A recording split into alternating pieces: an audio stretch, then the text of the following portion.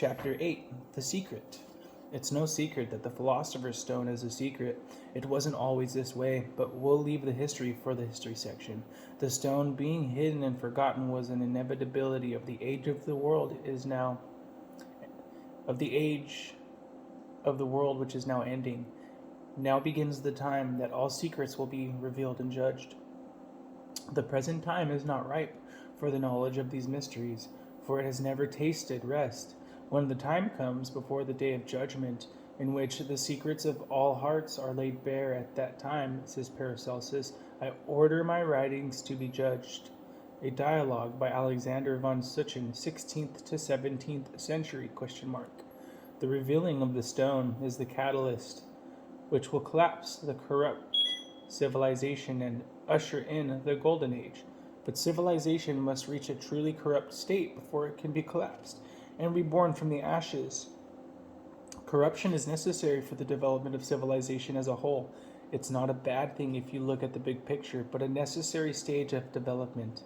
The same holds true in the development of our stone. When the philosophers had discovered it with great diligence and labor, they straightway concealed it under a strange tongue, and in parables, lest the same should become known to the unworthy, and the pearls be cast before swine.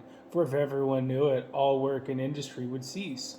Man would desire nothing but this one thing. People would live wickedly, and the world would be ruined, seeing that they would provoke God by reason of their avarice and superfluity. For eye hath not seen, nor ear heard, nor hath the heart of man understood what heaven hath naturally incorporated with this spirit. The Book of the Revelation of Hermes, by Theophrastus Paracelsus, 16th century. Despite the fact that the stone was destined to be secret during the passing age, most who possessed it kept the secret not for this reason, but out of elitism. Most alchemists felt that they were chosen by God, and that they were better than everyone else, though a large number did not even make the stone themselves, but were lucky enough to have it given to them by another. No doubt these were the ones who felt so strongly about keeping it secret. Rosses, also in the book The Light of Lights, reports, For if I should explain all things according to what they are, there would be no further occasion of prudence, but the fool would be made equal to the wise man. Book of the Chemical Art, by Marsilius Ficinus, 15th century.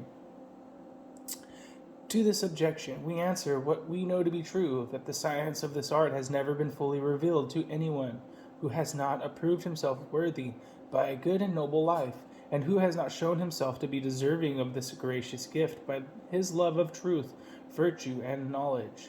From those who are otherwise minded, this knowledge must ever remain concealed, nor can anyone attain to this art, unless there be some person sent by God to instruct him in it. For the matter is so glorious and wonderful that it cannot be fully delivered to anyone but by word of mouth. Moreover, if any man would receive it, he must take a great and sacred oath, that as we, his teachers, refuse high rank and fame, so he will not be too eager for these frivolous distinctions, and that he will not be so presumptuous as to make the secret known to his own son, for propinquity of blood or affinity should be held of no account, and this our magistery. Nearness of blood as such does not entitle anyone to be let into the secret, but only virtue, whether in those near to us or in strangers. Therefore you should carefully test and examine the life, character, and mental aptitude of any person who would be initiated in this art, and then you should bind him by a sacred oath not to let our magistery be commonly or vulgarly known.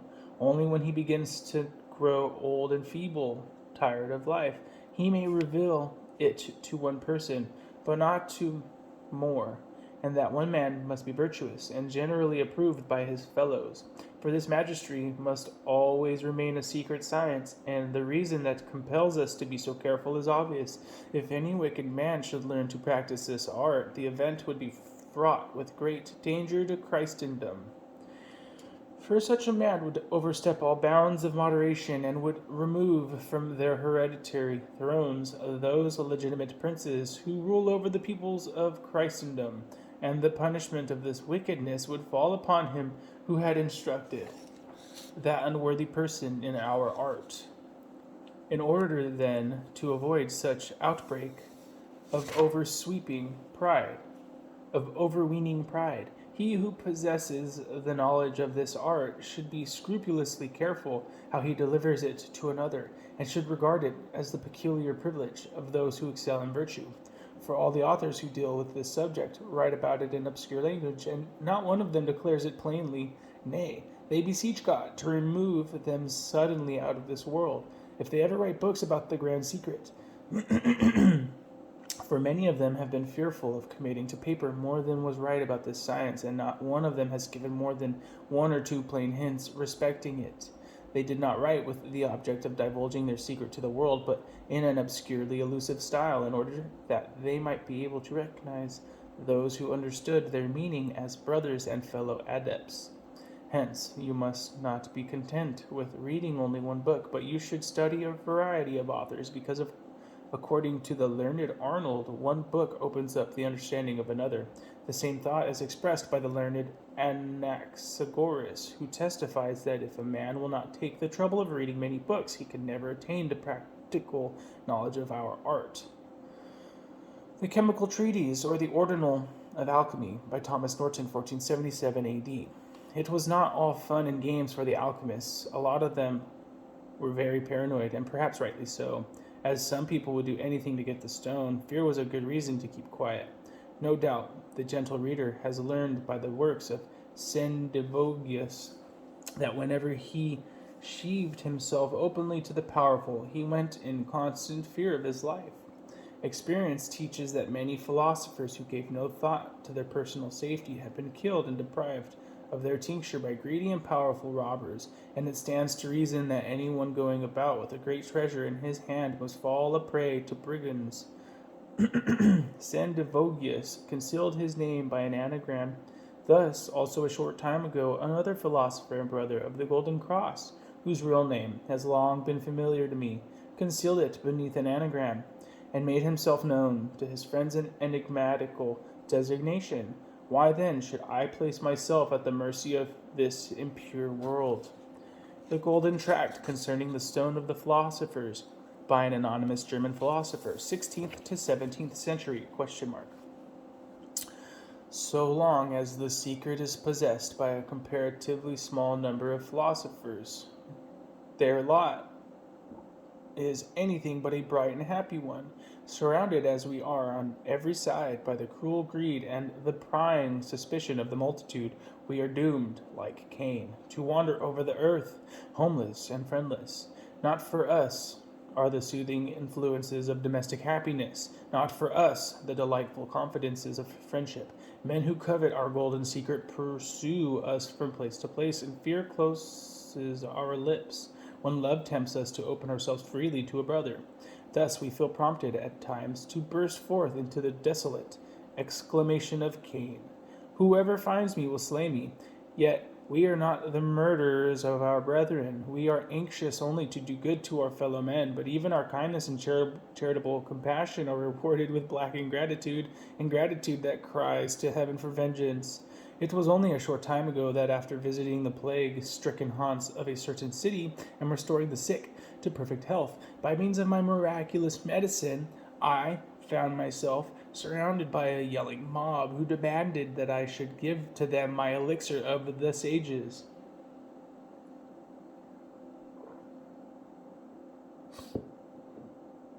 And it was only by changing my dress and my name, by shaving off my beard and putting on a wig, that I was enabled to save my life and escape from the hands of those wicked men. And even when our lives are not threatened, it is not pleasant to find ourselves, wherever we go, the central objects of human greed.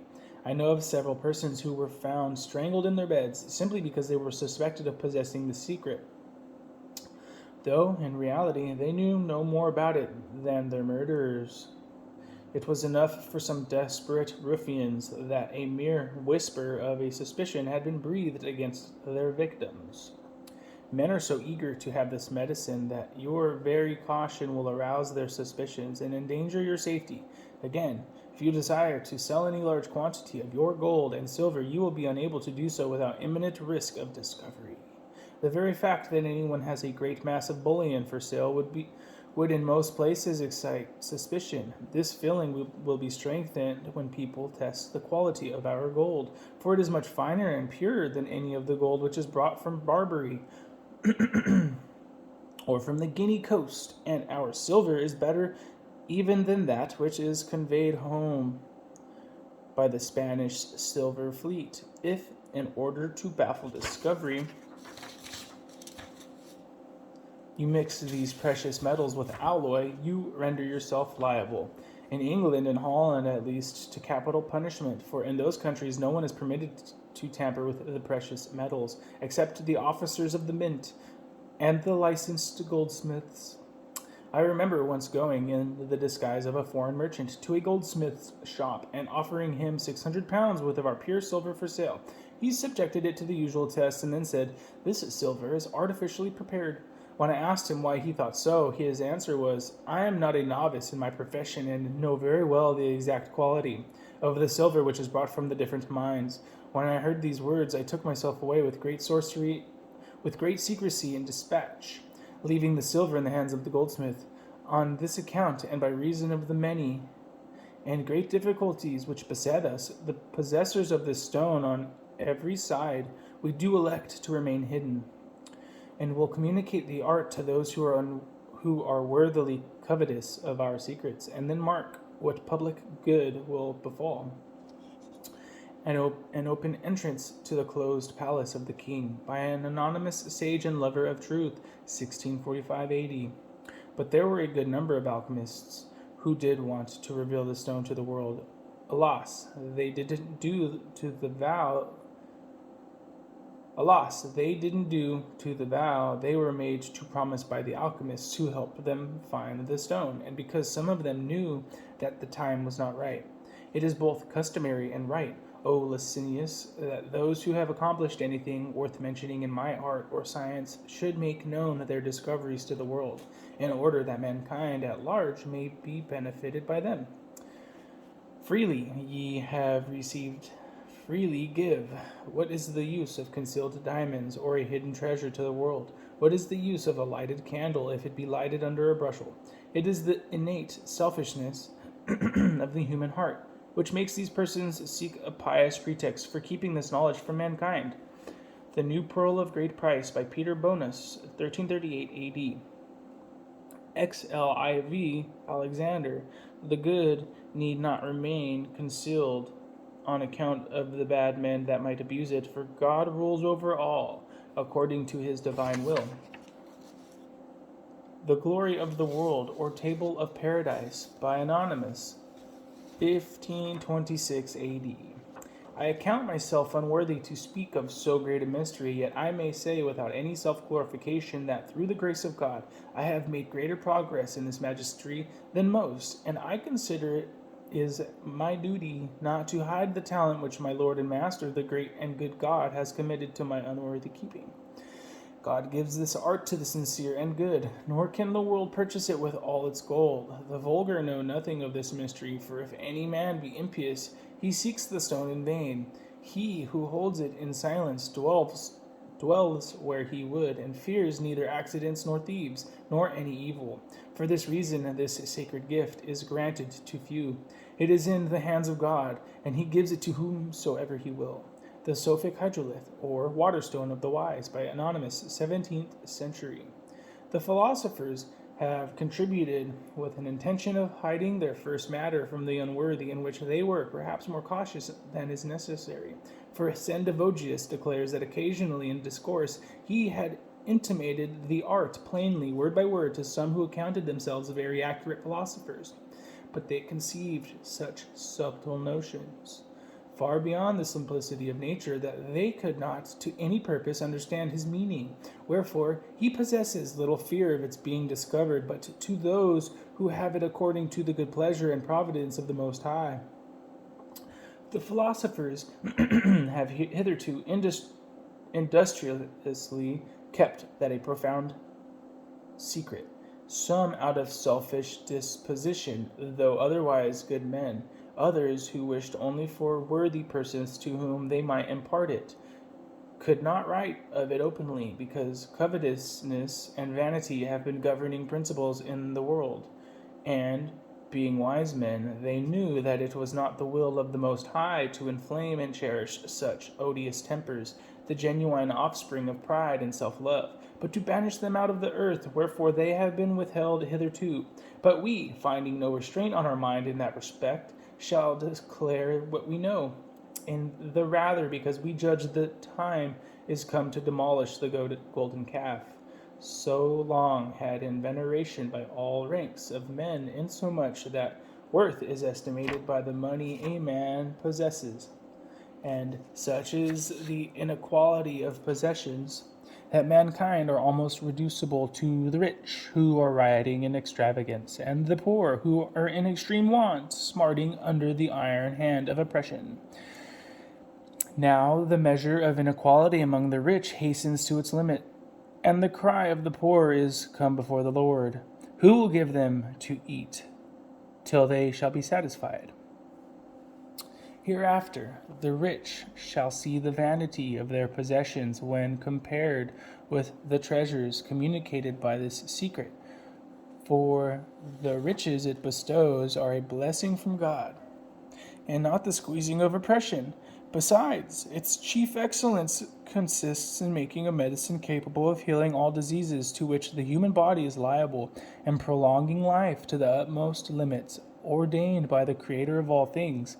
There want not other reasons for the manifestation of the process, for skepticism has gone hand in hand with luxury and oppression. On the Philosopher's Stone, by Anonymous, 12th to 17th century, ?